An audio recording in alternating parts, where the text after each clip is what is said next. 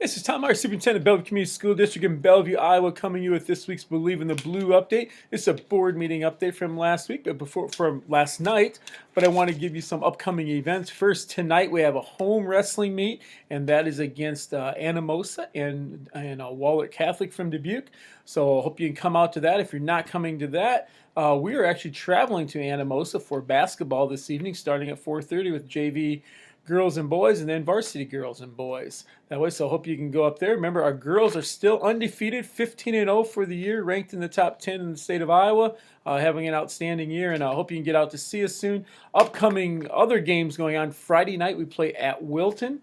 So that's another game coming up that way. Thursday, skipped over that briefly there. Thursday, we have bowling at Clinton, and then we have middle school 7th grade basketball home against Anamosa and 8th grade basketball at Anamosa that night. And then Saturday, we have a wrestling tournament at Midland. And then going in the next week, we start off with 7th and 8th grade boys basketball against Comanche, and those are both home, and those are at the elementary gym, actually.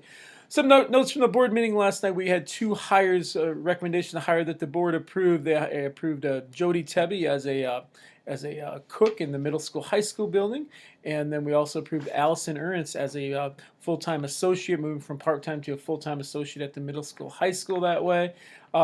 Matt Gillespie was at the meeting last night talking about school finance. He is from Piper Jaffray. Some of you may have heard that name before or even seen him speak here about bond referendums and bond issues. He went through a bunch of different things, talking about the use of our physical plant and equipment levy, talking about the SAVE or the capital tax that way and how we can utilize that. It came down to a lot of different things. If you want more information, go online to the comment highlights that way. There's a variety of different things. What it comes down to really in many ways, a general obligation bond is still the best way for the Bellevue Community School District at this time. We could try to use the PEPL and the SAVE accounts, but we use those for other things as well. It makes it much more difficult. But you can see there, and they also do not give us much funding. We're still looking at a building that's roughly between 14 and 14.5 million. I'll know more about that later this week, but just wanted to give you an update as we continue to look towards the elementary building and trying to do the best that we can for the future of our students and their learning.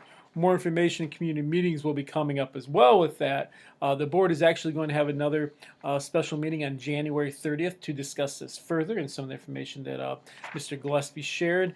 A few things that we have to do. First, we need to decide how much is the amount that we need to ask our stakeholders for. Then we need to decide on a date for the vote. We need to get a petition signed for the vote. Then we need to turn that into the auditor's office.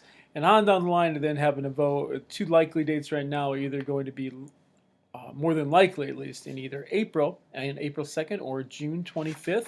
There's also a possibility of going in August or going in November when the new school board elections are. They have been moved from September to November based on the state legislature decision that they made in the last few years.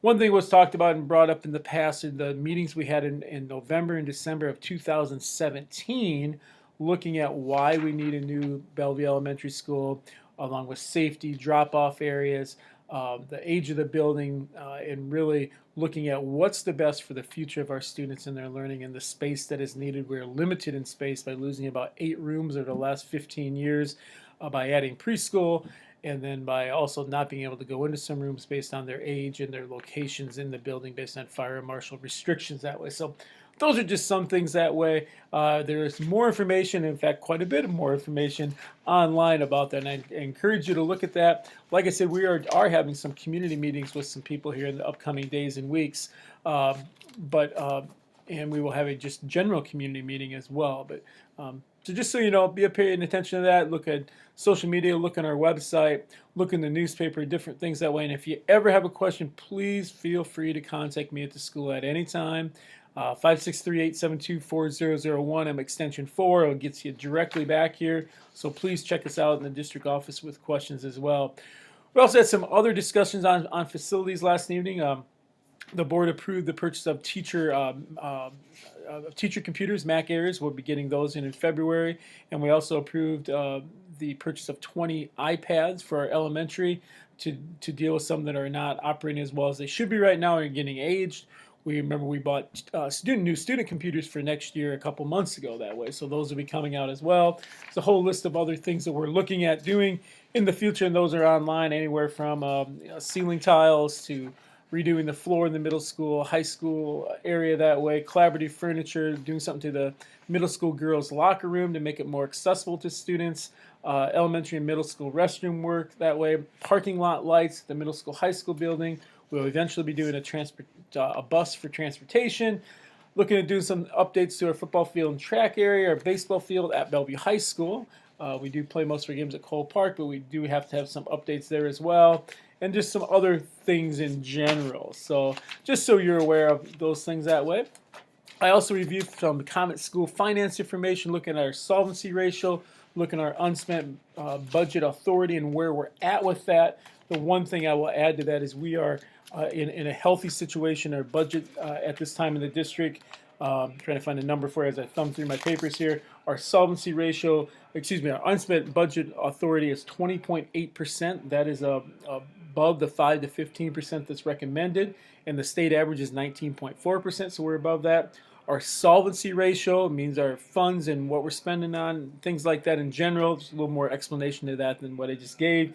Our solvency ratio is 15.8%, also recommended be between 5 and 15%, and the state average is 14.8%. So we are in a healthy situation that way in our general fund, but also when we look at our SAVE fund and our physical plant equipment levy, we have a fund right now in SAVE of $1.2 million, and our PEPAL is $667,000 roughly. So those are some positive things we have going for us that way.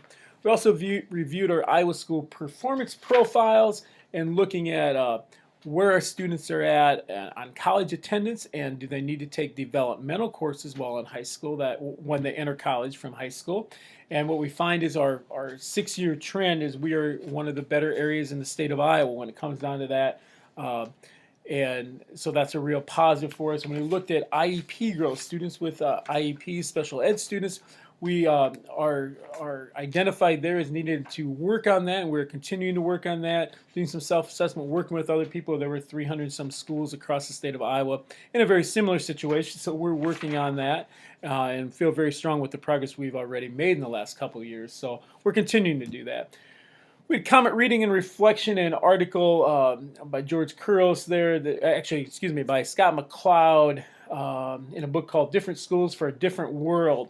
And they have some 4 basic things they talk about. There's a higher level thinking, the need to not just know information, but be able to apply information. I have a creative thinking class I was just talking to today. We watched a math person, spouting off all the different, figures and things like that. I said, it's great to have that knowledge, but what can you do with the knowledge you have? And the one thing is a higher level thinking and critical thinking that way. And student agency, students need to care about school, and that connects with number 1, that if I'm using the information, if I see how I can use the information, it goes much further for me and my skills and abilities in the future that way.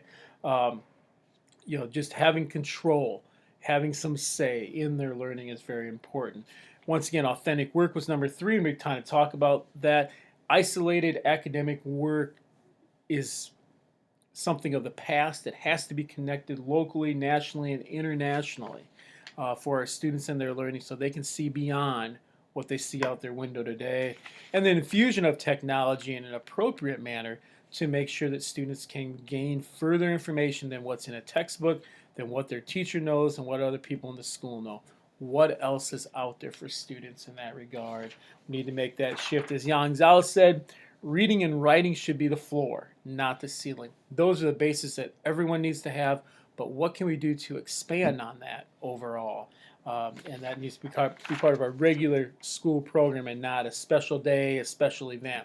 It needs to happen each and every day, and we are continually working on that, PK through 12. And hopefully our students can extend that beyond the 12th, beyond to college, and whatever training and certifications and credentials they decide to achieve and pursue that way. Some other information items: the Iowa Association of School Boards has a Day on the Hill February 4th that I'll be going out to. I also visited briefly about some educational improvements. We'll be talking more about those in the future with some other programs for our students and their learning to assist them more in their learning. uh, comes from building principals and myself and board members. Mrs. Hartung Schrader talked about her time as an elementary principal representative on the School Administrators of Iowa Executive Board. That way, Mr. Raker talked about the professional learning that we are planning for our staff that way on Jules, and then some informational sessions for our students on Jules and other electronic devices with nicotine and beyond, I guess you would say. Finally, we went to closed session for negotiations. Some things I can share about that way. Since 2017 collective bargaining change made by the legislature, we're in a new era of negotiations with our employees, good or bad. The key thing to remember is we need to attract the best people to the Bellevue Community School District and keep the best people in the Bellevue Community School District. So I do not see a lot of things changing within our contract that way, but the only thing we can officially negotiate is salary. Other things, most other things are permissive items, along with some things that we cannot talk about as far as in a negotiation meeting are insurance, supplemental pay schedule, and other things like that. More information in the notes, like I said. And the key is just because a district has power to do something does not mean that it should be done. We have to look at a bigger picture of what is best for our students, what is best for our community overall, and its growth and development of the students within that community. And that's what we are really emphasizing a great deal as we move into negotiations in the upcoming weeks that way. On that note, I want to encourage everyone to come out and see our students in many of their events. We have a great robotics team going right now. So many positive things happening here. I encourage you to stop out and visit sometime, ask questions, look on our website for events, check out whatever you want, but please come out and visit us and see our school and see our students and their learning. Have a great day, everyone.